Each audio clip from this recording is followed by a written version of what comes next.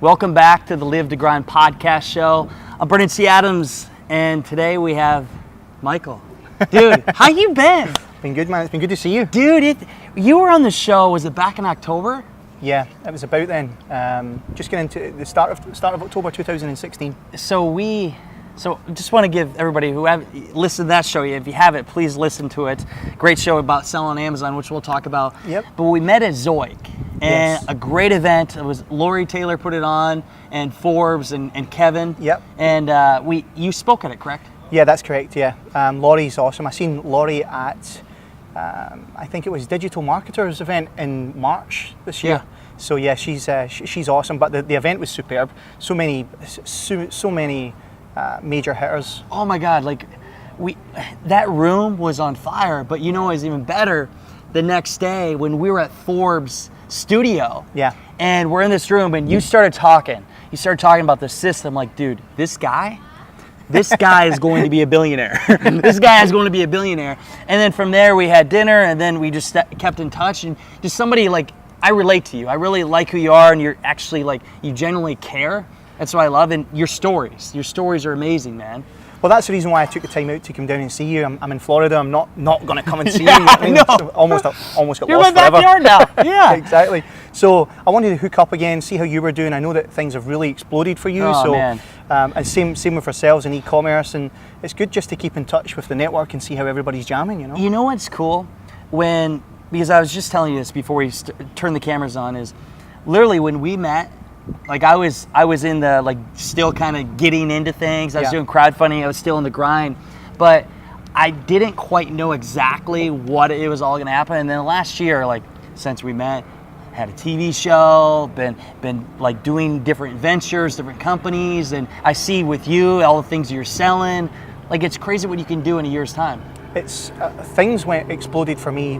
I think it was around about last August. Yeah. And we went from 0 to 300,000, and then we just exploded on the coaching front because I didn't really want to get into the coaching side. People were, but they wanted it. You got to go teach this stuff. That's what happens when you make people money. Yeah. So you got to go show us how. So I was going to all these events, showing my numbers, and they're like, "Why is this guy not teaching nothing?"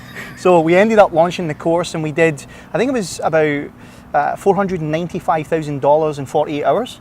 48 hours. Yeah. Now, tell me what you were selling. What was the package? Well, we did the Elite Sellers program where we were teaching you how to find a product on Amazon, take it, launch it, and we've got a specific launch strategy that we show. Yeah. And we can take a product, for example, if you're following me on Facebook, any of your followers have got me on Facebook, then rather you'll be able to see that a recent brand that we launched, and I pulled the trigger on it probably just about over 2 weeks ago now, and it's now into 10K a month. So it's now moved up into, and its consistent trajectory is 10K per month. What kind of product was it? I can't disclose the product because it's a brand partner product. Is it a consumer product? It's a physical product on Amazon. Yep. That anybody can private label. Yep. Anybody out there can do it. And you've got this whole movement of print on demand, and we launched the 100K Hustle in December 2016. Yeah. And that went crazy as well. So we've now got, again, I just posted that we've taken one of our brands to 2 million, over 2 million in sales in the UK, which is about 2.4 million in 6 months. 2 million in 6 months. So the American dream and the UK dream. The UK combined. But that's just one of our accounts. So we are managing tens of millions of dollars in sales on Amazon. Okay, so let's first step back. You got the course. Yep. So I personally want to know, what did you do to sell? Was it 400 and some thousand, 48 hours? Yeah, that was a digital course. That was How much was the course? The course was $2,900. $2,900. So what are the numbers? How many? Couple of hundred people. Couple hundred people. Yeah. How did you get a couple hundred people to buy that? It was organically on my Facebook. It was no paid search. You gotta be fucking kidding me, man. No, this guy makes it sound easy. Gospel truth. So what did you do? You just posted and Yeah, said, it's because one of the things about social networking or just talking about what you love doing, like you, right? You're so enthusiastic. You love what you do, passion. And all I was doing all the time was posting about results, not thinking anybody was paying attention. And then I was getting asked to come out to speak at events, and I kind of wanted to support people. I had already a lot of connections because I was investing so heavily in my own education anyway. Yeah. So by building up that network, people were then saying, oh, you're speaking now, can you come and tell us that? Can you come speak here? And tell us your journey and all that sort of good stuff. So that's how Did you post on your professional page or just? No, it was just on my personal page. You're telling me you post on your personal page, you got a couple hundred people? 100%. Everything I've made through my courses, which have done 756,000 Facebook to date. is like so let me hating just, you right now. Let me, they're going to shut down your account and be like, you got to pay for that shit. Yeah, it was my commercial page. So let me just show you this this live. In fact, if I get, my mind is going right now. So 756,000 we've done in course revenue. In the past, how many months? 6 months or so. 6 months. So when you launch that, what did you say? Hey, go to this. You direct them to a landing page. Yeah, we just standard ClickFunnels page and send everybody in the URL there. Okay, so they get into this. What do they get with that? So you come in, you learn everything from start to finish. I mean, we've got in-depth training. We put together all the training, all the modules from start, 52 modules to get you started, all about sourcing, how to get started on Amazon, find your product first and foremost, work out the numbers. So many people, we show you how to reverse engineer your competition's reviews so that you can create the perfect product with the factory in China. So if you've got 1-star reviews, you tell the factory that's not what I want, right? Yeah. And if you've got 5-star reviews, you say I want all of these features that your competition is already got on their landing page. So right? Let me get this straight for everybody listening. So for one, you find what's selling. Yeah. And you basically, from like drop shipping and stuff, you find somebody that can make something similar to that but better, and then sell it. Go to a factory. There's thousands of ways to find factories online. You can use Alibaba. You can use there's many resources. Yeah. But our system will find what's selling. You can then click through on Amazon, and we teach you how to compile the 1-star reviews so that you can literally go through all of the competition's products, find out all the best sellers, and also find out, okay, these 1-star reviews, I want to make sure the factory makes these defects go away. Yeah. So you literally bring the perfect product to market. So at this point, you don't like try to guess the game, like if people are going to buy it. You see what's selling. Yep.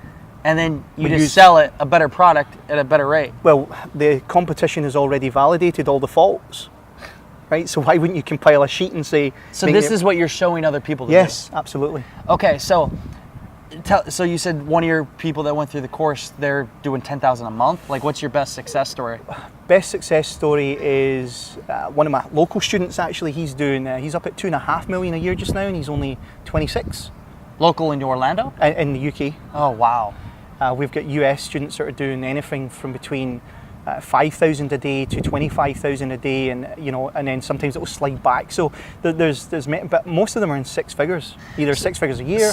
So I'm always looking at. I like to relate to Ryan Stewman says he came on the show as elevator up. So they get into your $3,000 program? $3,000 program. Which is honestly like if you give this guy $3,000 and he gives you 10,000 or 100,000, it's kind of a no-brainer. So what's the next offer? Is it working with you and you get a percentage of the sales? Or? Yeah, we've got a brand partnership program, and one of the things that I feel is so important is giving students a DEXA scan of exactly how difficult this is, because this stuff isn't easy. Yeah. Like we've got so many software tools. We've even built our own software. You built the whole software? Yeah. So it took you what, 2 years? To create 2 years to create it. So it's not easy finding your way in this business.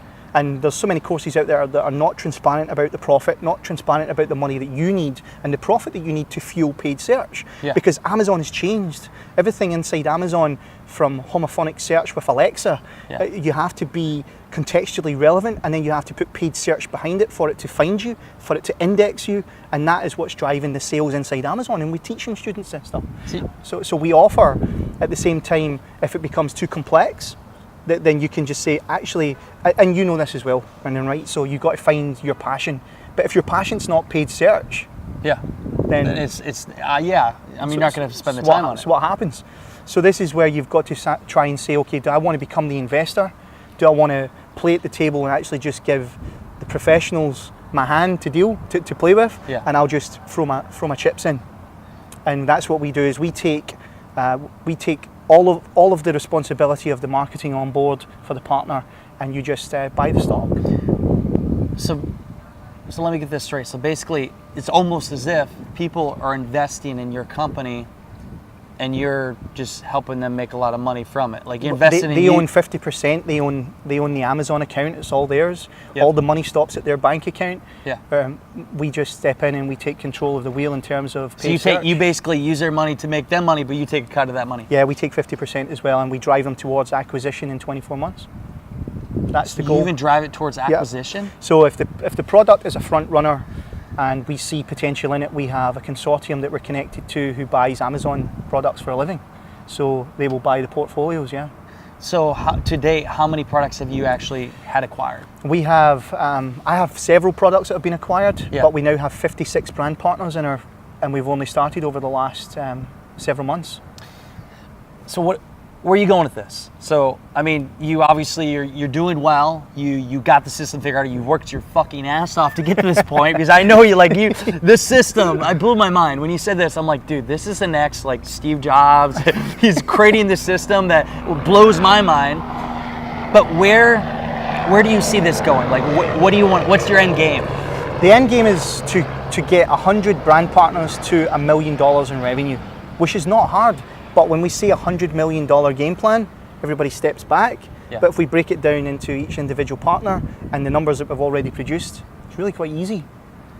So our goal is to take 100 brand partners to 7 figures in sales over 24 months. How many months in are we? Well, some of the partners are literally just on the water on their way in, in terms of their inventory. But we've got about 5 products live at the moment. We pulled the pin on one just 3 weeks ago. That's now at 10K a month. So we've already got the stats, and So how many people are in your system now? You said you got a few hundred. No, there's students, but the brand partners, there's 56 brand partners. Yeah. So that's what we do is we take our students from learning to say, do you want to do this? If you can, we give you all the tools to do it, and you go out there and you build up your own brand on your own, 100% all you. Yeah. If it becomes too complex, then we give you the opportunity to jump in with us. So what happens after you get your 100? We get the 100, we drive them to 7 figures in sales and higher if we can. I mean, for you get your 100, you hit your mark. Like, I'm always wondering, what's the next step? So I'm always thinking, like, for my life, I have like the big plan, knowing the steps to the next step, and everything I do has a purpose to it. So what is the purpose with everything? Are you thinking beyond the 100? We could scale beyond the 100, but the 100 is the stress point. We want to test how far we can take it, how many people we need in our company to support that. Yeah. Do we bring in more products? Because at the moment it's one product per partner. Yeah. Can we scale the brand out to multiple products in there? Yeah. And it's really just a stress and test at the moment. But our goal is to get 100 brand partners to $1 million in sales in 24 months each, and drive them towards acquisition in 24 months. Holy shit. So, and the good thing is the way that our system is built is we position all of the products to complement each other. So our work they're actually supplement each other as they go. Yes, also on paid search and from indexing on Amazon, you want to make sure you get as much coverage in the conversion funnel or the product conversion funnel of Amazon as you can, which is product most frequently purchased with this, then you own that too, right? And the also purchased with was that, so you own that as well. So that's the way you want to position your products. Let's do this. Michael, I'm going to pick your brain here. We're buddies, but let's look at this. So let's say I want to sell something on Amazon. Let's walk through the process here. You know me. What would be something we could sell together? Could be anything really. I mean, really just find a product out there. It doesn't even matter based off of my brand and what I do that can help supplement it, or just find any product. Let's look at it this way.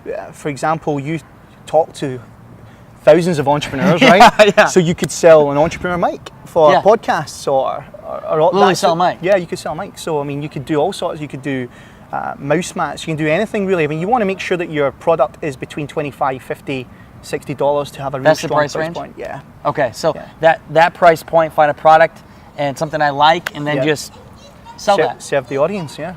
I mean, everything for me, if you understand paid search, and we've got really cool ways of finding out all of your keywords for your product, we can strip your competition bare in a few minutes of all their keywords and then upload that into your ad manager, and you're off and running. Do you do anything with Facebook ads? We do Facebook ads in terms of driving the audience, and the good thing about Facebook for growing your audience is people will, if they really love and you're connected and you know your profile, your entrepreneurs, you can find them on Facebook. You can drive them in to give you their emails or mobile numbers in exchange for an offer for your really cool downloads and all of your podcasts. And if you get their list, then you can drive them into the sale inside Amazon, which is really where the trick is, because Amazon has become pretty much a closed book. Amazon wants to keep all of its customers' data to itself. So that's a problem for entrepreneurs like ourselves, because the value when you're selling a business is in the list. It's in the data. It's in the data. Yes. So you have to front load that by understanding Facebook as well. So this is where people say, "Oh, come sell on Amazon, the dream," but you're locked in there because you're on borrowed time. Because if Amazon switches you off, you're done. That's the thing. I always think about that, like Facebook, these platforms. If you have all your audience there, they shut off tomorrow. What happens? Well, you want to make sure that you're moving as fast as you possibly can. Get your audience into your funnel. Make sure that they give you the details in exchange for something that's valuable to them, and then use that data to drive them back with the sale. But make sure you're constantly offering value, then sell. Too many people in social are going for the sale right away and think that Facebook ads don't work. Facebook, no such thing as a bad ad, just a really shit offer. I like that. It's a quote. It's true though. So it's nurturing the people, actually giving value. It's like Gary Vee says, what is it? Right hook or jab, jab, right hook. Yeah, there we go. Jab, right hook. But it's offering so much value. Then when you do offer the actual product and you're asking for it, they're like, oh, okay, I'll buy it. Why not? You've given me so much, and that, like we just discussed with the course launch, that's I gave what it was. them so much information and was so transparent. And then when I said, hey, I'm doing this, it was a landslide. And that was not paid search. That was just people who had been connected to me throughout the years. You literally just, so besides that, you personal Facebook seller guy, what other avenues do you do for marketing? Again, Facebook ads, but mostly paid search inside Amazon. That's where we try and dominate. Paid search. But if we're running any offers, we will run it through Facebook, and we'll do that to create and build our list, and then we'll push the list back to Amazon. Because Amazon likes that. So what is the number one mistake people make when selling on Amazon? Like, what do you see all the time, entrepreneurs, the mistake they make, why they can't sell on Amazon? Not paying attention to the numbers, not enough profit, not seeing if your product can survive outside Amazon. Right, by understanding that the profit that you're making after all of the Amazon fees is actually going to fuel paid search and still going to leave you with money. Or can it support giveaways and promotions, because that's how brands are built. And you have to have a brand mindset when you're launching a product on Amazon, because if you don't, then you're dead in the water. So a lot of products you offer a product, but then you find a supplementary product. Is there like an upsell method? I don't know if from Amazon how that works, because like ClickFunnels, you have this offer here, this. Well, if you want, you can buy this too, and that's where people make a lot of money. Again, Amazon is, for me, as a product trip advisor, it's like validating that somebody wants your stuff. Right? It does. And once you've got that and you understand your audience, you then take that across into social and find your audience in there. Because your list can't be built inside Amazon. Amazon has also allowed customers that Amazon own, because Amazon owns everything in there, allowing you to opt out of a seller communication. So I can't contact you if you opt out. So how can I build a list? You're on borrowed time. So my biggest advice is take Amazon for what it is, which is a fantastic distribution platform. Like, you can scale your brand, so you can drive sales outside of Amazon and put the sales back into Seller Central, and they'll pick, pack and ship it. So that's a real good way in e-commerce for you to come into this play and build your business rapidly. What do you think is going to happen? So I'm looking at, my girlfriend and I are just watching Amazon Prime the other day, and I'm thinking for our TV show, we're in the process of actually talking to sell our content, but I'm even looking for filming next year. Do we go to Netflix? Do I go to Amazon? Actually, Facebook just put something out. They're looking to buy content. They're looking to spend up to $3 million per episode for a show, a professionally done show. So where do you see Amazon going? Like, they're becoming a giant. They just purchased Whole Foods, I believe. What do you think is going to happen with Amazon in the next 12 months? I mean, Amazon just wants everything. It wants to be everything. Will it ever take over the world? Will it close off the seller channel? I don't think so. I think there's a kind of love-hate relationship with sellers on Amazon, because they try and make sure that they close everything up when it comes to the customer's communication and their data and all that sort of stuff, which is, they're right. But where I see them going, I honestly think that they're going to start to squeeze out sellers. I think they're using sellers for data to find out what products they want to stock as well. They're probably going to partner with sellers, and they're going to use sellers Still to not find just it. selling it themselves. Well, I mean, yeah, why? I mean, as a business owner, I mean, why but wouldn't they? that's not customer centric though, because the customer likes variety, and it's not, customer doesn't want to have everything with Amazon on it, and Amazon knows this. But where I think Amazon will go, or where I think the biggest threat to Amazon is fulfillment on demand. Yeah. I think print on demand is a huge threat to Amazon, and I think that you'll find all of these. Like print on demand, like we're talking a book or? Print on demand is like t-shirts, clothing. There's lots of companies like Custom Cat in Detroit, for example, who have a complete portfolio of products, up to 20,000 different products, where you can literally just adopt all of the products, put your logo on it, not having to print nothing and hold any inventory or spend any money with them, take it out to Facebook and sell it. They'll fulfill it and they'll charge you when they fulfill it. So this is Amazon's biggest threat, in my opinion, and that's why they've got the Merch by Amazon program as well, but it's just t-shirts. So I'm looking at these platforms. I'm curious to see what you think on this. So you got Facebook.com, you got YouTube, you got Amazon, you got Netflix. In terms of video content, because they're all kind of becoming video, who do you think is going to win? It's a hard one to say. I definitely think Facebook's got the attention curve with Instagram and really all of the distribution. And they got the largest database, 1.7 billion, and they got Instagram at like 800 million users. In terms of content, I think you really want to find out where, do you want to charge for your content, or do you want your content to be free? How do you determine that?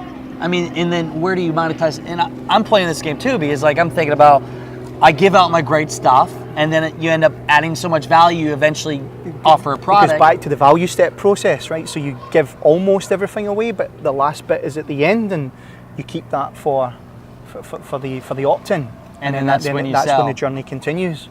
But as long as what you did in the value step in the run-up has given people enough to make money from that, or added immense value to them, then the opt-in will be. I think what some people and some old mindset is, they think if I give out all this value, then people aren't going to buy my product. But at the end of the day, they want to go to you.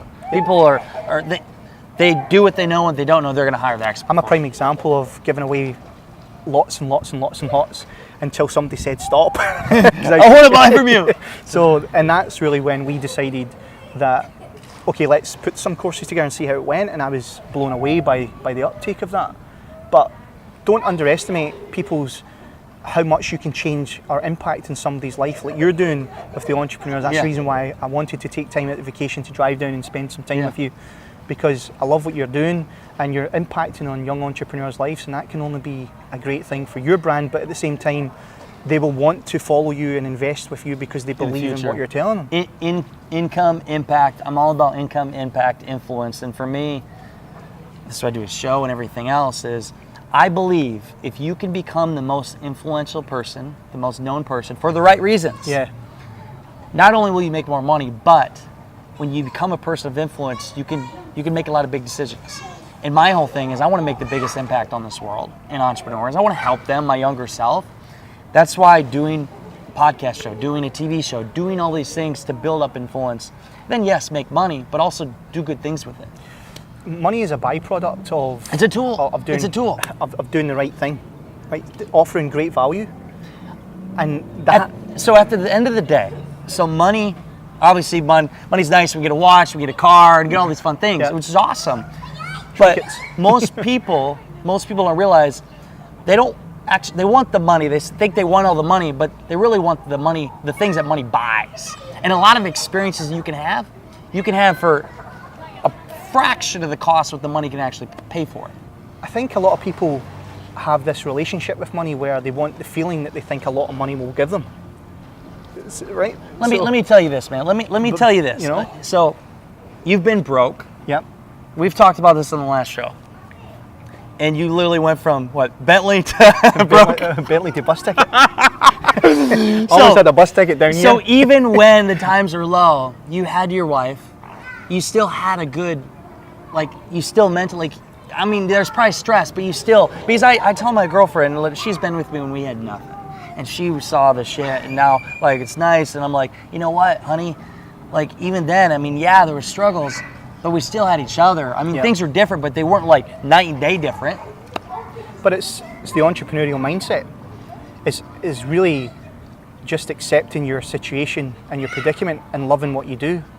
And I never really got into this mental zone of thinking I was broke. I still continued my life. I remember driving through the gates of Disney with a 22 grand overdraft. Right? And I remember I said to Claire, if the bank manager sees we're in Disney, You're fucked. right? So Add another 1,000 to that bill. Probably more if you're in Disney. that's exactly what happens. But again, thankfully they didn't. Just but that's So this is, I get this question a lot. mindset. It's all mindset, and I get this question a lot. And somebody asked me here, I was on an academy call we do every 2 weeks where we have people come on, and one guy asked me, Brandon, how do you stay positive and motivated when you have a lot of shit going on, when things are like all against you, negative bank account, whatever it is? How do you do? And I want to ask you how you do it. And I'll probably have the same similar answer to this, but how did you do it when you had all these things happening? When we had got the information that our company was pretty much insolvent. Yeah. And we just got acquired 3 months prior for $1,080,000. So from going like there to there. to the So floor literally a millionaire to nothing. to nothing. Overnight was when we were told that your company's insolvent, and boom, doors closed. I got depressed for like 8 or 9 weeks. I didn't know how to deal with it because I couldn't compute on. You've never been in that position. Well, I came from nothing, but because of the way that I thought the relationship with money and the mindset, the feelings that I thought it would bring me, I didn't get that chance to experience it. But then I actually realised that it wasn't the money I was doing it for. It was the love of e-commerce. It was the love of selling stuff. The passion. The passion to Of do. doing. Yeah, that was what turned things around for me, and it was Claire's acceptance one day. So I used to have a spot on the couch that I'd sit on. She'd come in, she'd say, like, I'm sick and tired looking at your face. Better fucking back to get your shit together. Get your shit together. You know, this isn't us. So what? It doesn't matter. You know, it's we'll set a house elsewhere. Yeah. We'll set a home elsewhere. And it was her acceptance to the situation, and that was it. I took off, and I never looked back. So, how has Claire been a rock and driver of your success? I think she gets engaged with everything that I do. I bounce off her problems. She'll listen to me rant. She's like, don't post that. don't tell Brandon you're selling stuff on your personal. What would you say? Julie! Sorry, Claire. Edit Sorry. that. but right, so she's your main person who I would turn to, and your wife or your partner is the main person when the going gets tough. Particularly because I met her. She was 16, I was 17, and we grew together. Yeah. Whereas a lot of people meet when you've got success, and that's kind of disjointed. But for me, she's been the absolute driving force, and also because I've got 2 beautiful boys, so Yeah. She really brings up the rear on the family front, and that is a full-time job. I couldn't do it. Yeah. So anybody that says that it's teamwork, it's definitely teamwork, and mums don't get enough credit. Yeah. Trust me. So it's a hands-on experience, and for her to be dealing with me, them, and their lives, and she's so selfless. Yeah. She doesn't look for herself for anything other than just watching us excel in what we do. And I truly believe, and this is why I like this, is your significant other can make you or break you. And 110%. And I see for you, and even for myself, like my girlfriend, and she's literally rock bottom to the stars, been there and supports you and pushes you even when it's like, fuck, I don't want to create a video today, or I don't know how I'm going to do this, I don't have any money or whatever else, but they push you to go further. And I don't know about you, but like why I want to just do it all for her. Yeah. I want to do it for my family. And that was the turning point was her acceptance to the situation. Yeah. And I remember I got a job because I was like, right, this was pretty You stressful were like, on you. shit. Right, so I got a job with a sports. In fact, I was launching the sports nutrition brand. I can't believe you got a job. And the sports nutrition brand was about to take off. Yeah. And the company who was blending the product asked me to come in to talk to me. Yeah. And I thought, right, maybe they don't want to blend my product anymore. This is just going to get really bad. And then when they called me in, they said, look, we know that you're a young company. We love what you're doing. We'd like to asset acquire you. So they wanted to buy my product They wanted to buy all of the logos, all of the websites, all of the creative stuff that we did. And they said, "Are you for sale?" This was like 3 months after I'd hit the This debt. is after you fucking lost it all. So they said to me, "So are you for sale?" Bearing in mind we had a lot of debt still. Yeah. And I said, "Well, I have to think about that." You played hard to get. I didn't want to say, "Of course I'm for sale." Listen, like immediately, let's go. So I played it cool, and I said, "Look, I'm going to go speak to my partner, find out if this is for us." Played it really cool. Not kidding. I don't know how I kept it together, but when I went out the office, I was literally 15 minutes away, and I got a phone call on the hands-free kit in the car, and it was the director said, "So you in? Let's do it." He was super keen. He said, "But one condition, you come work for us for 6 months." So I sold the company on an asset acquisition for $250,000. Yep. Cleared all my debt off, went to work with them, and I quit in 3 months. At least you got out of the hole. And I came in to Claire and I says, "Look, I can't do this anymore." Like, I just can't. Even though it wasn't like a job, because I had all the flexibility and So you freedom. couldn't get more. So basically, you got your $250,000, but you couldn't get the. I couldn't get the earnout and all of the. That's the thing. all They of the- keep you long. Yeah, they keep me long term, and if you hit this target, you get here, and so on and so forth. But I couldn't hack it, and I went home to Claire and said, "Look, I've got this idea for a sports ball." She's like, "Really?" And at that point, most people would open the window and make a cool, sharp exit, right? But she didn't. She was like, "What's your feeling about it?" I said, "Well, look, athletes they have to take these big tubs around with them." Yeah. I said, "So what if we could design a bottle that held all of your compartments on the inside and give you an exact measurement?" Yeah. And I found this out while driving back and forward, and I could hear my protein tub rolling about in the boot. Yeah. And I designed the product, and that was the one that got bought, and we built that to 7 figures in 24 months. In 24 months, and then you sold it. We sold it, yeah. What you sell it for over 7 figures? Yeah, right? we sold it for reported 7 figures, and obviously that was the patents. So it had like 9 patents around it in different countries, etc. So they wanted to the manufacturing partner, the global manufacturing partner, wanted to buy it, and eventually they sold the compartmentalized bottle or the design to a baby bottle company for baby formulas. Okay, so for the company, you've sold how many companies now? Or products, companies? 4 companies in total. So for anybody that is thinking about selling a company and getting it acquired, what advice do you give to them so they don't fuck up the process, or to make sure they don't get into something that they don't want to get themselves into? The 4 companies that I've sold have been owned personally by me. Yeah. The other companies I've sold have been partnerships, so make sure your partner agrees. So if you, as long as you've got an understanding of an exit going in, and make sure you've got a contract. Yeah. So many people just do things in a virtual high five and a couple of drinks. Like, hey, let's go. Right? It doesn't work that way. It doesn't work that way. Make sure you've got a contract that stipulates that you can get out in 24 months or whenever that time frame is that suits you. Because I feel that everything's got a lifespan. Even your motivation has a lifespan. Yeah. So make sure that you're doing the right thing when you're going into a partnership, and also understand that you're not going to be married to that product. Because if somebody wants to keep it, that's not a partner I want. Because I want to build it and sell it.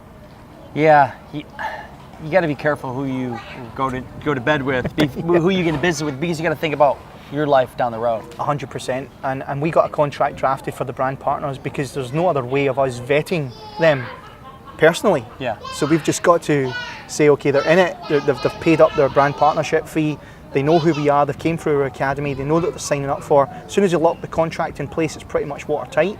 Yeah. So if anything breaks down in there, we can either acquire them, they can acquire us out. So there's lots of stuff to cover everything. So you've got to go in like you want to get out.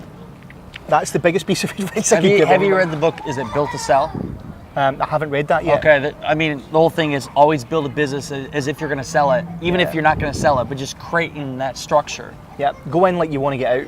Yeah, going like you want to get out. But in a good way, right? So what about your company? So the company you're building, do you think about selling this to Amazon? Do you think about selling? I don't think it would be up Amazon Street. I mean, again, you don't ever know with this stuff, but I think it's going to be for a manufacturing giant. I think because we've got so much data on what's selling, we've got algorithms that can predict the trajectory and also look at the seasonal patterns of products. So yeah, and also we've got not just students, but we've got those students are the 560 students that we have in our entire program. They're manufacturing tens of millions of dollars in China.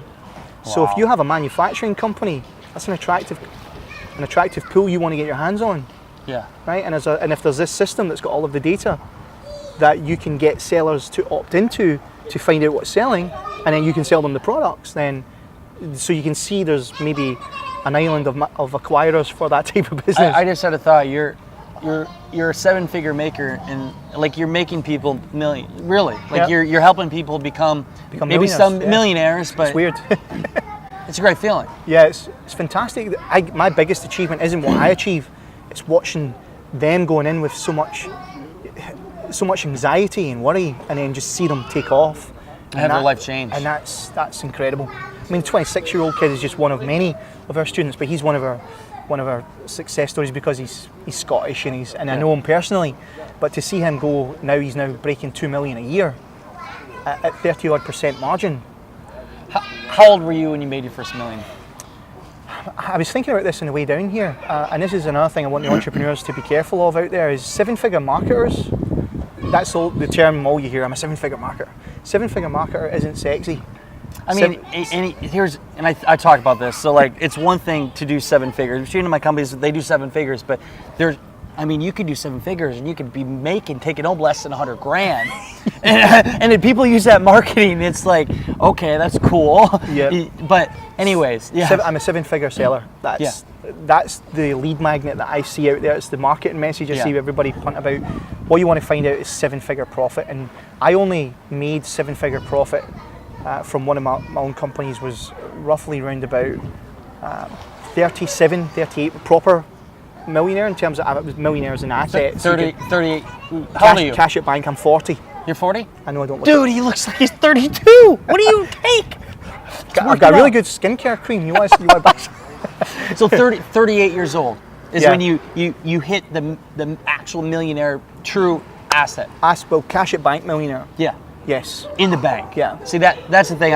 I've had this goal. I'm still figuring the details. By the end of the year, to figure out how to have $1 million in the bank, and I had that like 2 years ago. It never happened. I'm like, oh, we're entrepreneurs. We're not getting like I'm not patient. I want it to fucking happen now. And it's cracking that code, but also it's being patient for me, investing in everything else. It's the number one rule, especially in e-commerce or any business, is patience. There's no when to hold them. And that's I'm working with, and I've learned after years and years, like learning that the patience that will come with experience, though. Yeah, and you're young. How do you deal with that? Like, again, listen, young entrepreneurs out there, how can you deal with that patience and not getting? Because, again, when I surround myself and people like you or Kevin Harrington or these people that have done very well, and I'm 27 years old. I want to I'm like, fuck, how can I get there now? I'm competitive. I'm like, how do I get there now? Like, what advice do you give them to just, hey, it'll be all right. And for me, I guess. First of all, business is about relationships. Yeah. Right? We know that. It is. Not everything has to come with a price tag. You don't have to sell somebody something. You go out your way to come down and do an interview in this beautiful place, right? I know. And see your friends and find out how they're doing in life and support your network. Yeah. Because again, it's cliche. Your network is everything. It's your network, net net worth, all that sort of stuff. Yeah. So, but patience, if you're not patient and you don't respect your relationships, impatience creates wrong decisions. Wrong decisions and doing things for the wrong reasons. Absolutely, and if you're only in it for money, you're going to lose. And I'm sure you'll hear Warren Buffett. There's lots of interviews on YouTube where they talk about if you're in it just for the money, you've already lost. Yeah. So you have to be in it for the passion. But if PPC is not your passion, then let us do it. Yeah. But it does have to have passion, because passion. So I've seen a lot of people, so I'm very passionate. But like you are a very passionate person. And I love seeing that, and people see that, and they attract to authenticity. Authenticity. I think that's where social media should be used. And so many people want to hide behind a brand, but when you are your brand, or you can become your brand, and like what the success for the sports ball was on Twitter. We were case studied by Twitter for being a success story on their native ad platform. Yeah. We had something like a 28% conversion rate, and we were showcased by them. So Twitter, we used that platform as a relationship builder, and we gave the bottle a personality, right? like a mad Scottish bottle. Yeah. So we we gave this sports bottle a Scottish personality, and it was me that was behind it. So I mean, so people opted into it, and we would share crazy stuff on the Twitter feeds, and we would talk about stuff that wasn't about buy two get one free, all this sort of nonsense, and we spoke about the crazy stuff about the gym culture. Yeah. About the bro shakes, right? 50 shakes of whey. Yeah, I know. Right? That was one of the things that we jumped on Yeah. social media when the book was hot. Yeah. But all of this stuff is just ride with the times and give your product a personality, or if you are the brand, then don't be afraid to step out there and just be real. Stop trying to Be somebody you're not. Exactly. Just be you. Just be you, and people will see that. And Because that- if you are fake and your results People will aren't oust you. You will cast iron. be you exactly. And it's you've read Think and Go Rich, right? I Yep. talk about this all the time. I mean, people will eventually find out if you're a fake or you're doing bad to others. It will come out. 100%. And if you are good, karma will go good for you. And she knows where everybody lives. And she knows where everybody lives. Karma's a bitch. But- So I've loved this. This has been fun. You and I are going to, after we turn the camera off, we're going to talk. But what is your advice to give to entrepreneurs? I mean, for what you've learned over the years, the fucking Bentley to bus ticket to the million to the negative, like what's your advice to them? It's relationships, Brandon. I mean, I was ruthless when I was younger. I didn't care about relationships, dude. I just wanted to get there. Yeah. Like the enthusiasm, you've got to get there. I Yeah. had that, but it hurt me so bad. But you're not that you would. I mean, we would go out the way to where we could have had a relationship with a UK manufacturer. We went and imported from America, and that was hurting his business. But I didn't care because I was getting there. But when we couldn't import from America anymore and we tried to get from the UK, the door was closed. So if we'd have just embraced the relationship, lost a little bit of margin, who knows what could have happened with that particular range, because we were one of the best sellers for that product that I'm referencing. So the biggest piece of advice is just be honest, be real, and love your network. I love it. Invest in relationships, and your network is your net worth. You're investing in your relationships by investing in yourself to be real, and people will just flock towards you. You hear that? It's relationships are everything, and that's why, again, like just you here, like I enjoy talking to you, and if we do business or not, like I just enjoy surrounding myself with people like you because you're doing big things. You're doing it for the right reasons. You are the average of the 5 people you hang out with. Yep. Who you surround yourself with, right? And I'll tell you what we'll do is we'll make an appointment for when you get your first Cash at Bank million. We'll throw a party right here and we'll do another interview, right? Yes, we will. I actually, by the way, I was on this, and I'll do the introduction for you, but I was on Eventual Millionaire, and I got on the show, and she said, and somebody got me on, but they didn't go through it right. They said, are you a millionaire? Yeah. And I said, I've done 7 figures of revenue through my companies, but I'm not a millionaire, and I'm not gonna like lie to you.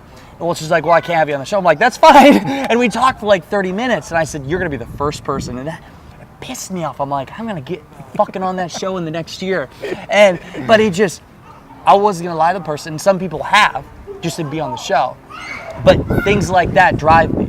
And for me, it's not, again, I could care less about the Bentley and other stuff. It's cool and all, but for me, it's just showing that you've achieved something. And for me, I just want to invest back into this world. I want to invest back into my brand, invest back into the people that are doing big things. Well, I love cars. So I want a car though, eventually. But having a nice car, and we live in a world. Don't take that the wrong way. I mean, you'll have a lot of people out there who will tell you don't have a nice watch because you don't have a nice car because that's not what it's all about. It is what it's all about. Yeah. Personal goals is what get you to Personal goals. That's what you do. If you love watches, have a watch. But don't have a watch when your business needs your money. So where can people find you? Well, they can find me on Facebook. Personal page. Personal page, or they can follow massconversions.com, which is also on Facebook. So we're gonna put all this in the notes. Follow this guy, a good friend. Like just anything he's selling, you buy, and it's gonna be worth it. Clearly, like you give this guy money, he's gonna give you money back in return if you follow the steps. I've had fun with this show. Thank you so much. I'm excited for talking afterwards. For all of you listening. Relationships. You are the average of the 5 people you hang out with. Your network is your net worth. As always, go out there, create something great, and become unforgettable because life is too short not to. I'm Bernie C. Adams. Have a great day, everyone.